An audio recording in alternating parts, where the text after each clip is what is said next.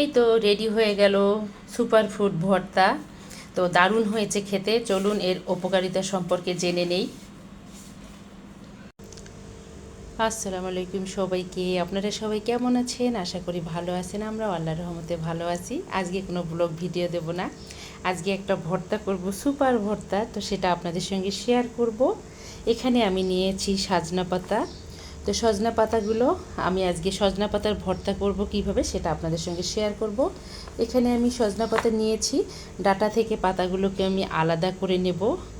নিয়ে কুচি করে আমি এটাকে একদম ধুয়ে ভালো করে পরিষ্কার করে নেব। তো এই সজনা পাতার গুণাগুণ বা উপকারিতা সম্পর্কে আমাদের সবাইরও জানা আছে, তারপরও বলি। এই সজনা পাতা আমাদের শরীরের রক্ত পরিশোধক হিসাবে কাজ করে, রক্তচাপ ও শর্করা মাত্রা নিয়ন্ত্রণে সাহায্য করে, লিভার ও কিডনি সুস্থ রাখে, হজমে সহায়তা করে, রোগ প্রতিরোধ ক্ষমতা বৃদ্ধি করে, ত্বক ও চুলের যত্নের উপকারী, হাড় ও দাঁত মজবুত করে, চোখের দৃষ্টিশক্তি বৃদ্ধি করে, রক্ত স্বল্পতা দূর করে, শরীরের ক্লান্তি ও দুর্বলতা দূর করে। তো এই এক সজনা পাতায় সুপার ফুড এজন্যই বলা হয়। এক সজনা পাতা দিয়ে কতগুলো আমাদের উপকার হয়। তো আমি তো শুধু 10টা উপকারের কথা বললাম। তো এই তো এখন আমি সজনা পাতাগুলো ডাল থেকে আলাদা করে নেব। আলাদা করে তারপর আমি এগুলোকে কুচি করে নেব। ডাল থেকে পাতাগুলোকে আলাদা করে নিয়েছি, আর আমি এখন এগুলো ভালো করে পরিষ্কার করে নেব। কুচি করে নিয়েছি কিছুটা, ভালো করে পরিষ্কার করে নেব। আর এমনিতে সজনা পাতায় ধুলিবালি বেশি থাকে না, একদম এটা কচু পাতার মতোই পিচ্ছিল মনে হয়। তো আমি এখন এটাকে ধুয়ে নেব, নিয়ে এটাকে এখন আমি ভর্তা করব। খুব সুন্দর করে পরিষ্কার করে নিয়েছি। এখানে আমি একটা ফ্রাই প্যান বসিয়েছি, এখন এটা গরম হয়ে আসছে। আমি এখন একটু ভেজে নেব হালকা করে। তো এখন ধোয়ার পর যদি আমি একটু ভেজে নেই তাহলে কাঁচা গন্ধ ভাবটা থাকবে না, আর খেতে দারুণ লাগবে।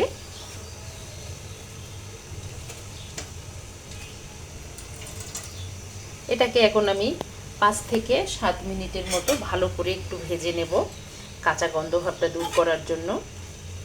আমি মিডিয়াম আঁচে ভেজে নিচ্ছি, কারণ আমি যদি এখন গ্যাসের করে দিই, বাড়াই দিই, তাহলে বেশি হিটে এটা পুড়ে যাবে আর শুকনো হয়ে তেতো লাগবে খেতে।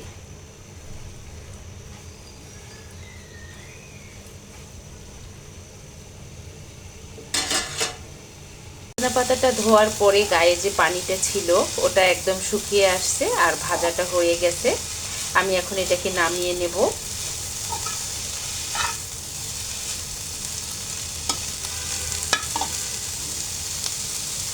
এখানে আমি সয়াবিন তেল দিয়েছি, আপনারা চাইলে এখানে সরিষার তেল দিতে পারেন। তো আমি সয়াবিন তেল দিয়ে মরিচ পেঁয়াজ রসুনটা ভেজে নেব, আর আমি সরিষার তেলটা পরে অ্যাড করব।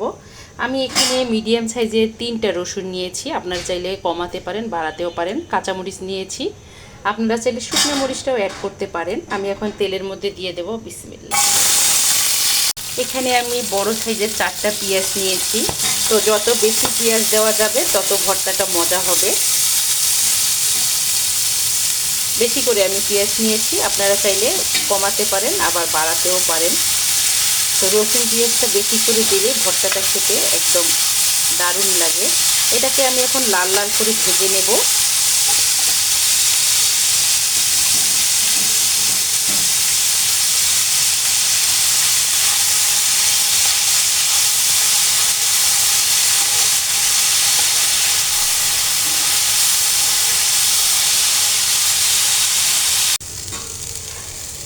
পেঁয়াজ রসুন কাঁচামরিচটা ভাজা হয়ে গেছে, একদম লালচে হয়ে গেছে। আমি এখন এখান থেকে অর্ধেকটা রসুন পেঁয়াজ তুলে রাখবো, আর অর্ধেকটার মধ্যে সজনা পাতাটা দিয়ে দেব। দিয়ে একটু ভেজে নেব তেলের মধ্যে, তাহলে দারুণ লাগবে খেতে।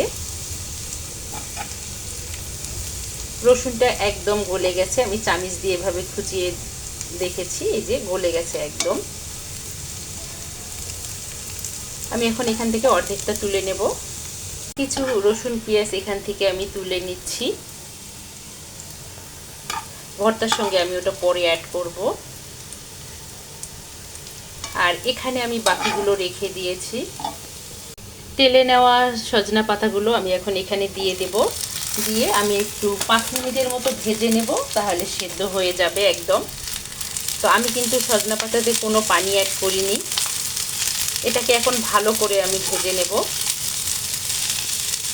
এখন আমি যেটা করব সেটা হলো আমি এখানে পরিমাণ মতো লবণটা অ্যাড করব।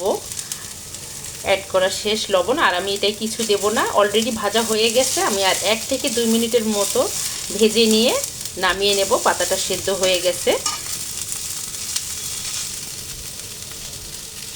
অলরেডি। সজনা পাতাটা সেদ্ধ হয়ে গেছে, মানে ভাজা হয়ে গেছে।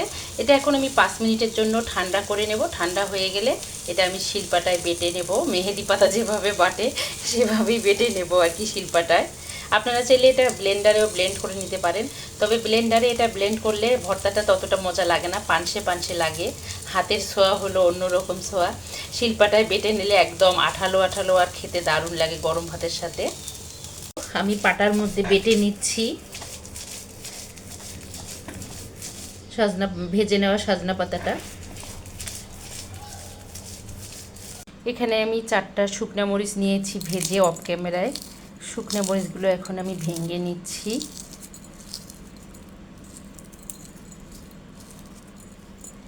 এখন আমি বেটে নেওয়া ভর্তাটা এখানে দিয়ে দেব। আর আমি তো লবণ আগেই অ্যাড করেছি, এজন্য আমি আর লবণ দেব না।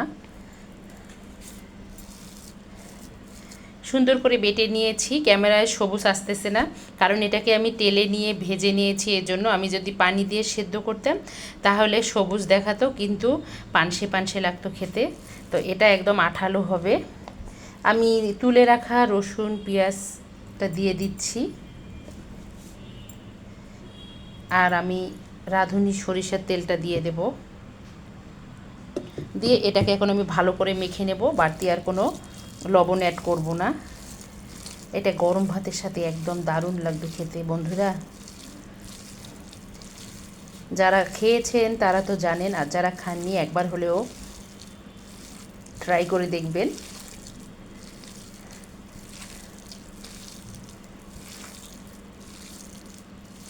ভর্তাটা মাখা শেষ, আমি এখন এটা প্লেটে উঠিয়ে নেব।